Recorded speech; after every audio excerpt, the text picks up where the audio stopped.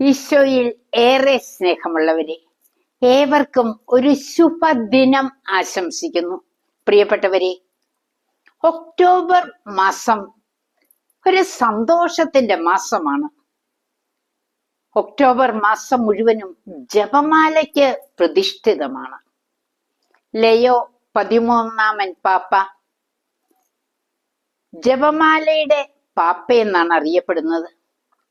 അദ്ദേഹം 11 ചാക്രിക ലേഖനങ്ങളാണ് ജപമാലയെ കുറിച്ച് എഴുതിയത്.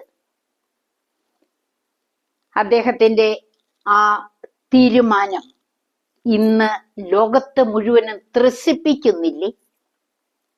ചാൾസ് ബൊറോമിയ എന്ന വിശുദ്ധൻ പറയുന്നുണ്ട്, ദിവ്യബലി കഴിഞ്ഞാൽ ഏറ്റവും ദിവ്യമായ പ്രാർത്ഥന ജപമാലയാണ്.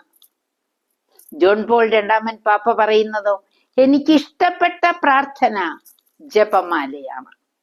ദിവ്യബലി കഴിഞ്ഞാൽ മുട്ടുകുത്തി നിന്ന് ജപമാല പൂർത്തിയാക്കാതെ അദ്ദേഹം ഔദ്യോഗിക രംഗത്തേക്ക് കടന്നിരുന്നില്ല.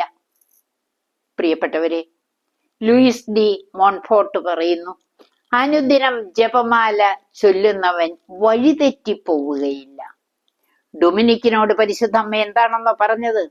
നീ ജപമാല പ്രസംഗിക്കുമ്പോൾ ജപമാല പ്രാർത്ഥിക്കുവാൻ ജനങ്ങളെ പ്രോത്സാഹിപ്പിക്കണം. ജനീവ മെത്രാനായിരുന്ന ഫ്രാൻസിസ് സാലസ് മുട്ടുകുത്തി ജപമാല പൂർത്തിയാക്കാതെ ഉറങ്ങിയിരുന്നില്ല. പ്രിയപ്പെട്ടവരെ, നമ്മുടെ ജീവിതത്തിലും ജപമാലയ്ക്ക് വലിയ പ്രാധാന്യം നൽകണം. അനുദിനം ഒന്നിലധികം ജപമാല ചൊല്ലാൻ ശീലിക്കണം. അതിലൂടെ സാത്താന്റെ തന്ത്രങ്ങളെല്ലാം പരാജയപ്പെടും. ദൈവത്തിന്റെ കൃപ നിറയും.